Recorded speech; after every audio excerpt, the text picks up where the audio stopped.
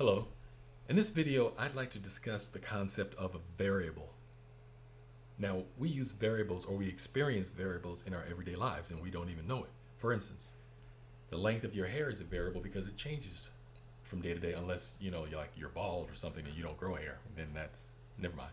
But our ages is a variable because age changes every year, right? Your age changes every year on your birthday.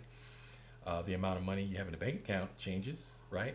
The number of times you blink in a given day is a variable because we don't blink the same number of times every day. At least I know I don't.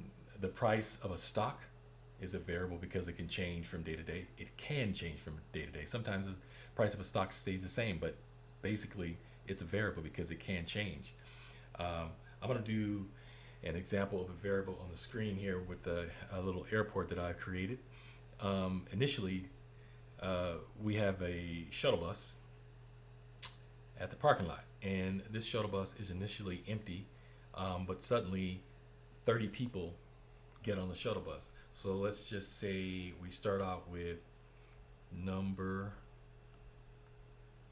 of passengers equals 0, right?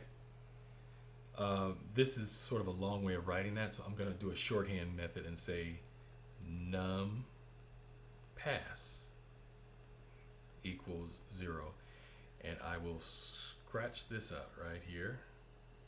All right, so num pass stands for number of passengers, right? So this will represent our variable, and initially our variable's value is 0, but then suddenly 30 passengers get on the shuttle bus at the parking lot. So now I'm going to say num pass equals 30, right? So num pass equals 30 because 30 people got on the shuttle bus at the parking lot. Now the shuttle bus takes off and stops at terminal A, and 10 people exit the shuttle at terminal A. So 30 minus 10 is 20. So now we have num pass equals 20. 20 people left on the shuttle. Now the shuttle bus takes off again and heads over to terminal B, and 5 people exit the shuttle. So 20 minus 5 is 15. So now num pass, excuse my writing, is equal to 15, right? Shuttle bus takes off again, arrives at terminal C, and 3 people exit the shuttle. So now we have 15 minus 3, which is 12. So num pass is equal to, what did I say? Let's just say 3 people exit the shuttle. So 15 minus 3 is 12, all right? Now the shuttle takes off again, and finally these remaining 12 people exit the shuttle.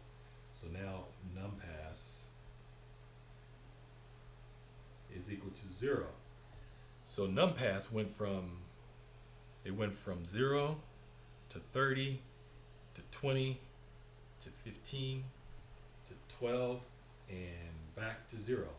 And that is the concept of a variable. You see num pass changed from time to time, or from terminal to terminal. Its value did not stay constant. It changed, it varied. And on any given day, these values here could be any other number, right? For instance, the shuttle could have taken off from the parking lot and only 2 people would have gotten off the shuttle, leaving 28 people on the shuttle bus. So variables, that's what makes it a variable, because it can change. It can be different from time to time. And you'll come to find that variables play a very important role in computer programming. In this program, I didn't do any math, I didn't do any programming. I just wanted to give you an intuition as to what a variable means or what it does. In future videos, we will be using variables in programs, and you'll have a better idea of how variables should work if you've already watched this video. So stay tuned for future videos, and thanks. Have a great day.